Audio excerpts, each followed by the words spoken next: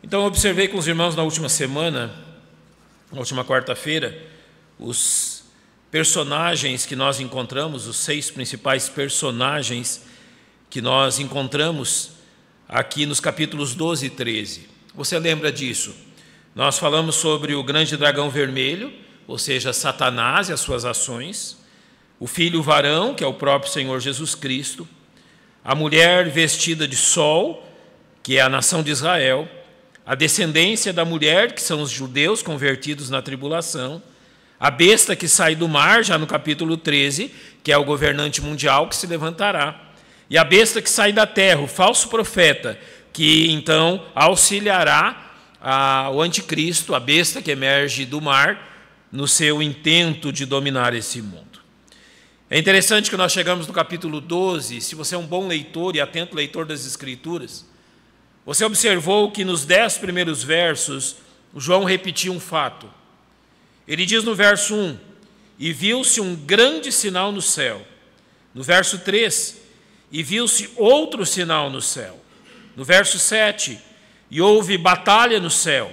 E no verso 10, e ouviu uma grande voz no céu. Ele repete essas expressões que apontam para o céu, demonstrando realmente os prodígios que ocorrem ali, mas, acima de tudo, demonstrando que, apesar de tudo que vai ocorrer nesse mundo no tempo tribulacional, as mãos de Deus estão dirigindo todos os atos, não é nem Satanás, nem os homens, nem ninguém mais que tem coordenado o que está acontecendo, mas todos os acontecimentos estão debaixo da orientação de Deus.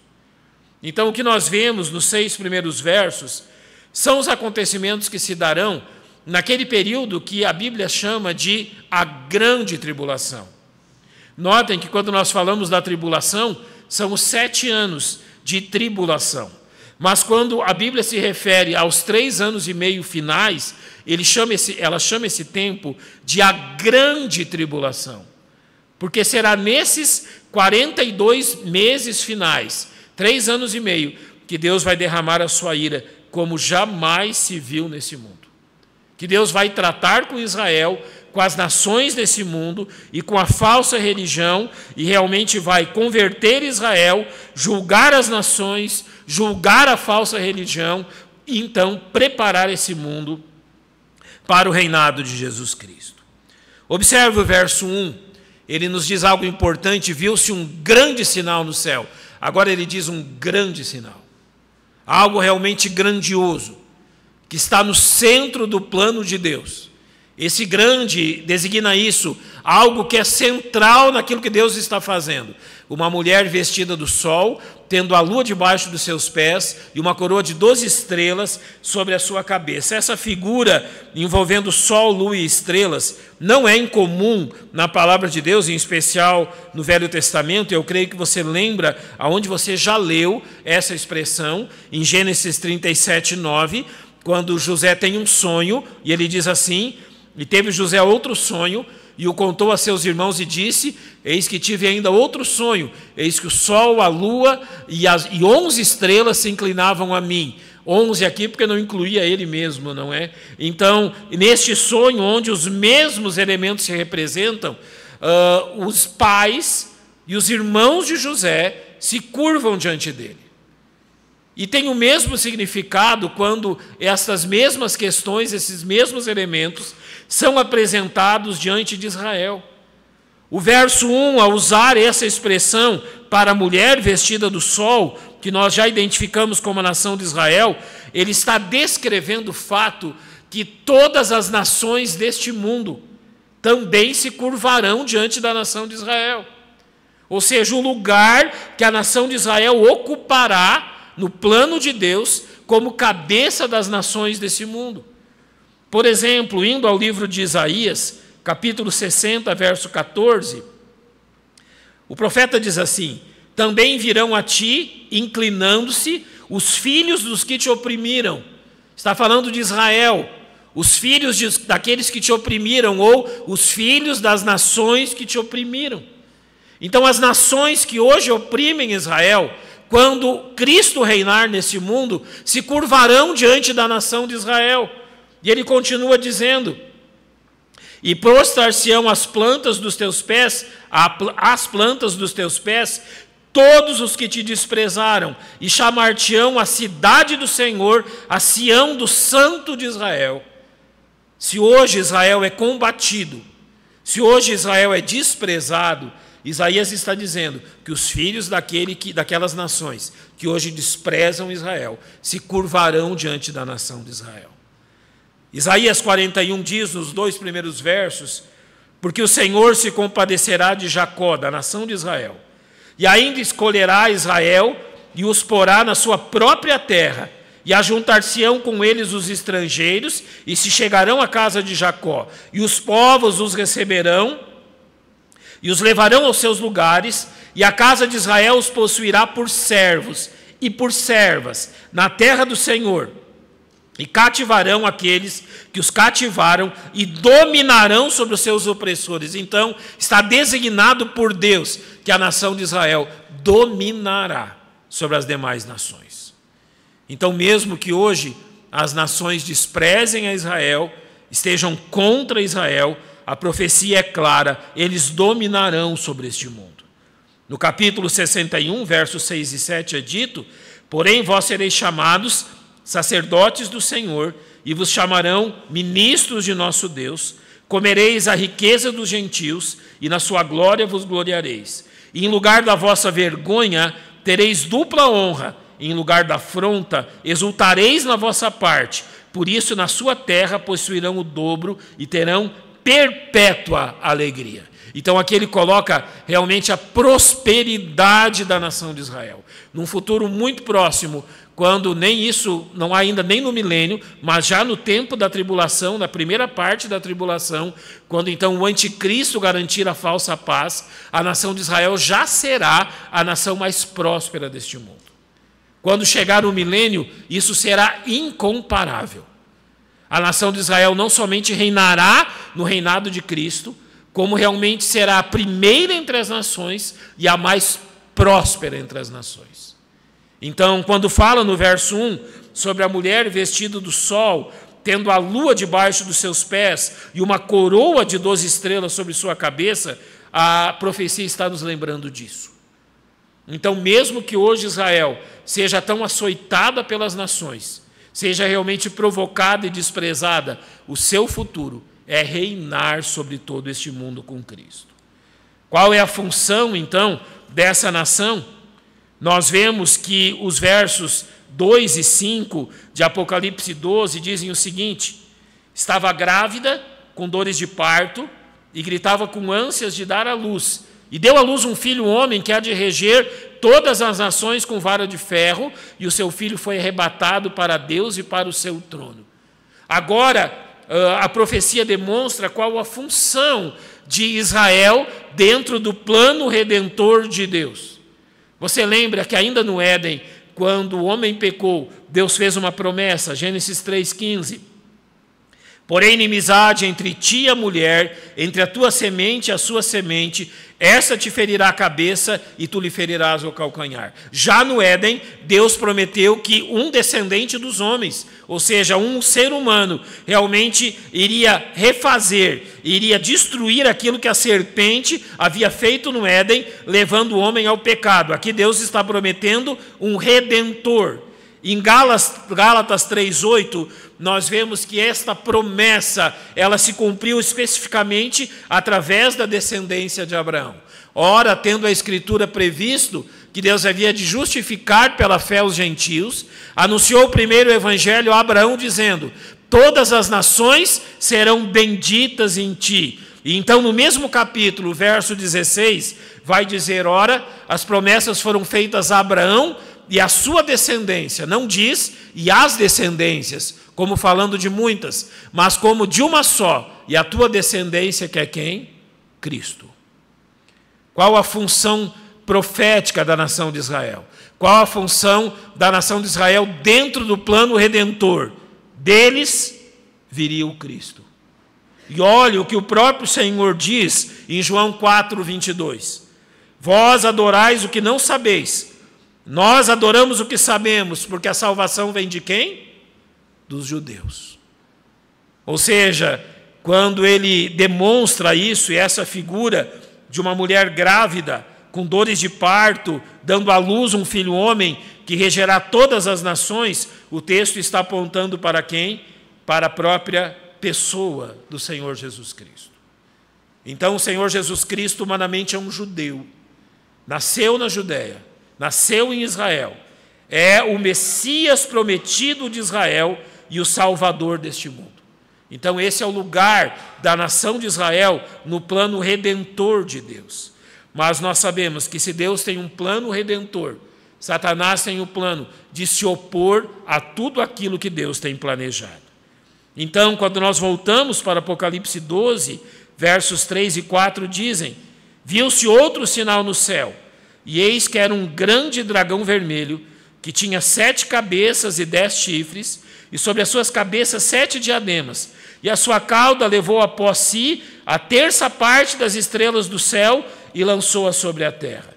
O verso 3, falando de Satanás, claramente, como nós o identificamos, revela a autoridade e o poder de Satanás sobre os governos desse mundo. Se Cristo reinará sobre esse mundo, hoje, antes do reinado de Cristo, os governos desse mundo são dominados por quem? A Bíblia diz que Ele é o Deus desse século. Ele é aquele que governa este mundo. A autoridade desse mundo lhe foi entregue. Então Satanás hoje reina. Para que Cristo reine, Ele há de destruir o reino de Satanás. Mas aqui é exposto a sua autoridade, o seu poder. Aqui é exposto realmente aquilo que Satanás tem feito para dominar as nações. As 7 cabeças apontam para a sua grande sabedoria, para o seu intelecto extremamente poderoso, e os 10 chifres para o seu grande poder. Quando, por exemplo, nós vamos a Apocalipse 13:1, nós vemos que a mesma expressão é usada, só que para um outro personagem. E eu pus-me sobre a areia do mar, e vi subir do mar uma besta que tinha 7 cabeças e 10 chifres, e sobre os seus chifres 10 diademas, e sobre as suas cabeças um nome de blasfêmia. Notem que a mesma figura que identifica Satanás, identifica agora quem? A besta. Deixa eu fazer um parêntese aqui. Nós costumamos chamar a besta descrita em Apocalipse 13:1 de anticristo. Mas notem que não é esse nome que é dado nas profecias. Ele é chamado da besta, que emerge do mar, ou seja, entre as nações. No mesmo capítulo 13, a besta que emerge da terra, ou seja, de Israel, o falso profeta. Por que nós chamamos de anticristo? Por aquilo que João disse. O que João se referiu a falar do anticristo é sobre o espírito do anticristo, e ele diz que já está no mundo. Ou seja, o espírito que há de entronizar a besta já domina esse mundo, já está presente aqui. Nós não sabemos se fisicamente a besta que emerge do mar já está presente entre nós. Nós não sabemos por quê. Porque ela só se revelará a sua identidade após o arrebatamento da igreja. 2 Tessalonicenses vai dizer que há algo que a detém. O que a detém? A presença da igreja neste mundo. Talvez nós conheçamos quem será a besta que emerge do mar, a grande autoridade sobre as nações, mas nós não vamos saber que é ele. Então, quando usamos tanto a besta quanto o nome anticristo, nós estamos nos referindo a esse grande líder militar, citado no verso 2 de Apocalipse 13 assim: e a besta que vi era semelhante ao leopardo, e os seus pés como de urso, e a sua boca como a boca de leão, e o dragão deu-lhe o seu poder e o seu trono e grande poderio. Ou seja, esta grande autoridade mundial será energizada por Satanás, porque ele lhe dá o seu poder. Ela terá a autoridade de Satanás, porque terá o teu trono, e terá o poderio militar de Satanás, porque Satanás vai entregar-lhe as nações. Quando nós olhamos para o verso 4, onde diz que a sua cauda levou após si, agora falando de Satanás, a terça parte das estrelas do céu, nós sabemos que há 2 posições sobre o que realmente aconteceu aqui. A primeira posição, para o verso 4 de Apocalipse 12, é que este verso se refere ao pecado original de Lúcifer. descrito assim, nós entendemos que se aplica a ele, em Isaías 14:12, como caístes do céu, ó Lúcifer, filho da alva, como foste cortado por terra, tu que debilitava as nações. Alguns comentaristas entendem que o verso 4 se refere a esse acontecimento. Quando então Lúcifer foi expulso da presença de Deus, hoje ele ocupa aquele que nós chamamos o segundo céu, o céu acima do céu das aves, porque ele rodeia a terra. Literalmente ele está a rodear a terra, como ele mesmo diz. Outros defendem aquilo que o capítulo 12, versos 7 a 9 descreve. Ouça com atenção. Houve batalha no céu, Miguel e os seus anjos batalhavam contra o dragão, e batalhavam o dragão e os seus anjos, mas não prevaleceram, nem mais o seu lugar se achou nos céus. Foi precipitado o grande dragão, a antiga serpente, chamado Diabo e Satanás, que engana todo mundo, foi precipitado na terra, e os seus anjos foram lançados com ele. Então nós temos uma outra posição que defendem que esse derrubar Satanás à terra se dará exatamente nesse período. E que Miguel, então, o protetor da nação de Israel, vai tirar Satanás da onde é o seu trono hoje. E ele será derrubado para esta terra com os seus anjos, o que concorda com aquilo que é falado a respeito, por exemplo, das trombetas e dos enxames de demônios que hão de castigar a terra naquele período. Então, há essas duas posições. Eu sou mais inclinado a entender que esta batalha ocorre nesse período da tribulação, quando Satanás perderá o seu lugar de rodear a terra e será literalmente lançado sobre ela, junto com os seus anjos. Agora, qual é o propósito dele em tudo isso? É claro, em toda a palavra de Deus, que Satanás se opõe contra a nação de Israel. Olhe para a segunda parte do verso 4.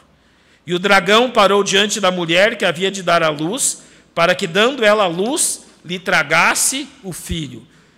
João, ele mistura profecias com partes históricas, para demonstrar como isso tem acontecido na história. E claramente, quando ele se refere a isso, e o dragão parou diante da mulher que havia de dar à luz, para que, dando ela a luz, lhe tragasse o seu filho, nós sabemos que a mulher é Israel, e o filho é Jesus Cristo. Quando nós olhamos para a história, nós encontramos, por exemplo, em Mateus 2,16, a história de Herodes. Então Herodes, vendo que tinha sido iludido pelos magos, irritou-se muito e mandou matar todos os meninos que havia em Belém e em todos os seus contornos, de 2 anos para baixo, segundo o tempo que diligentemente inquirira dos magos. Então nós entendemos que esta questão de Apocalipse histórica diz respeito a esse acontecimento. Satanás procurou matar o Messias ainda na sua infância. Ele procurou destruir sistematicamente a nação de Israel, ele procurou matar o Messias ainda na sua infância, e nos últimos 2000 anos, depois da ressurreição de Cristo, ele tem tentado apagar Israel do mapa de todas as formas que ele puder. Satanás não detém o poder na história, é Deus que o detém. E todos os seus planos e todas as suas tentativas de realmente impedir o Messias ou a nação do Messias sempre fracassaram. Então nós chegamos ao verso 6. E a mulher, Israel, fugiu para o deserto, onde já tinha lugar preparado por Deus, para que ali fosse alimentada durante 1260 dias. Primeiro, que a expressão 1260 dias, ou 42 meses, ou 3 anos e meio, é uma clara demonstração que nós estamos tratando da segunda parte da tribulação. E o que acontece nela? A mulher, a nação de Israel, foge. Você lembra o sermão profético, Mateus 24, quando o Senhor fala com a nação de Israel? Ele diz assim no verso 26, então os que estiverem na Judéia, fujam para os montes. Quem estiver sobre o telhado, não desça tirar alguma coisa de sua casa. Quem estiver no campo, não volte atrás a buscar as suas vestes. Ai das grávidas, das que amamentarem naqueles dias. Orai para que a vossa fuga não aconteça no inverno nem no sábado, pois é nesse momento que isso ocorre. Agora Israel vai fugir diante da face de Satanás. E quem então protegerá Israel? A Bíblia diz que ela fugirá para o deserto. Talvez não uma localização geográfica, o deserto, mas a condição do lugar onde ela está, onde já tinha lugar preparado por Deus para que ali fosse alimentada. Ou seja, Deus vai suprir as necessidades da nação de Israel e vai protegê-la. Isso nos leva para completarmos para o Velho Testamento. Mais uma vez na história, quando esse dia de Israel fugir da face da besta, do anticristo chegar, Deus vai proteger o seu povo. Você lembra quantas vezes na sua leitura do Velho Testamento você leu passagens aonde Israel estava condenada? Jerusalém havia sido cercada, ela foi cercada inúmeras vezes. O inimigo fora dos muros era absolutamente muito superior. Eu recordo quando os sírios cercaram Israel. E então Deus providenciou que numa noite, no arraial dos sírios, 185 mil inimigos fossem mortos. Há muitas outras passagens onde literalmente Deus travou as batalhas por Israel. Quantas vezes no Velho Testamento nós encontramos a nação de Israel sendo livre, vitoriosa, de formas que às vezes nós olhamos absurdas. Olha, marche 7 vezes, 7 dias ao redor dos muros. No 7º dia, marche 7 vezes. E todos gritarão juntos. Até onde eu saiba, eu nunca vi muro cair por grito. E naquele dia Deus entregou Jericó nas mãos de Israel. Eu nunca vi um exército vencer com cântaros. Sabe o que é cântaros? Tipo o que nós usamos aqui, não é? Como é que chama aquela... Ainda faz a cuia de chimarrão daquele negócio. Como é? Cabaça, não é? É mais ou menos aquilo. Cada um leva uma dessas na mão, cerca o exército inimigo, e quando eu avisar, todo mundo grita junto e quebra. E o exército inimigo foge. São coisas que somente Deus podia fazer. Inimigos que apenas Deus podia destruir. E quantas vezes o Senhor disse a eles: aquietai-vos, a batalha hoje é minha, não é de vocês. Isso vai acontecer de novo no período tribulacional. A mesma forma que Deus tratou Israel no Velho Testamento, Deus vai tratar Israel na tribulação. Vai protegê-la, impedir a sua destruição, sustentá-la e, finalmente, lhe dar a vitória. Só que agora, quando isso acontecer, haverá um elemento que não houve no passado. No passado era uma promessa. Quando isso acontecer no final da tribulação, será um fato que não ocorreu no passado. Ao final da tribulação, no último momento da tribulação, quando o anticristo e seus exércitos, a besta e seus exércitos, cercarem a Jerusalém, prontas para destruir definitivamente a nação de Israel, Satanás estará a um passo de completar o seu plano. Tanto lendo Mateus 24, quanto lendo Apocalipse, você verifica o que acontece. Nesse exato momento, o Messias de Israel descerá do céu e pessoalmente livrará o seu povo. Naquele momento o Senhor colocará os seus pés sobre o Monte das Oliveiras. A profecia diz que o Monte das Oliveiras rachará, abrir-se-á em 2, e a nação será salva por meio dele. Naquele dia, Israel, com seus próprios olhos, contemplará o seu tão grandioso Messias. E sabe o que é maravilhoso? A igreja estará com ele. Naquele momento em que Cristo voltar, a igreja já unida a ele como sua esposa, as bodas já aconteceram no céu, a igreja virá com Cristo em seu momento tão glorioso, aonde ele não somente destruirá o império do anticristo, como estabelecerá o reino prometido a Israel no Velho Testamento. Então, irmãos, apesar de todas as movimentações, e apesar de que, por vezes, parece que o reino das trevas vencerá essa batalha, nós somos agraciados com as profecias que falam quem vence no fim. Jesus Cristo. Ao final de toda a história. Nem as nações, nem a besta, nem Satanás. É Jesus Cristo que será o grande vitorioso. Isso nos leva a redobrar as nossas orações pela nação de Israel.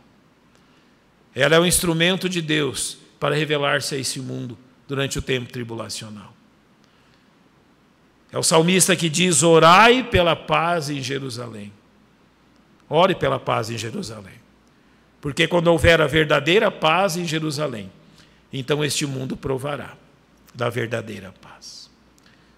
Vamos fechar os nossos olhos, agradecer ao Senhor. Os irmãos vão escolher um hino e nós vamos nos despedir cantando. Obrigado, nosso Deus, pelo tempo na tua casa hoje. Obrigado pelo teu cuidado. Obrigado a Deus porque buscamos ao Senhor em oração nessa noite por questões que nos inquietam. Também te louvamos e agradecemos pelas tuas bênçãos que são constantemente derramadas sobre nós. Oramos por questões futuras, sabendo que está em tuas mãos o fazê-lo. Obrigado a Deus por esse texto que estudamos, que demonstra tão claramente o lugar da nação de Israel neste mundo e o teu plano para ela. Pai, nós oramos pela nação de Israel. Hoje ela é incrédula, hoje ela é desobediente, hoje ela está de costas para o Senhor. Mas nós reconhecemos que quando o tempo da tribulação chegar, ela será convertida. Então, finalmente, Israel reconhecerá Jesus Cristo. Ó Deus, nós aguardamos este dia, aonde o Senhor será glorificado, e todo olho verá Jesus Cristo, e toda língua o confessará, e todo joelho se dobrará diante dele, reconhecendo que ele é Senhor. E assim nós, ó Pai, nos despedimos debaixo da tua bênção nesta noite, orando em nome dele. Amém.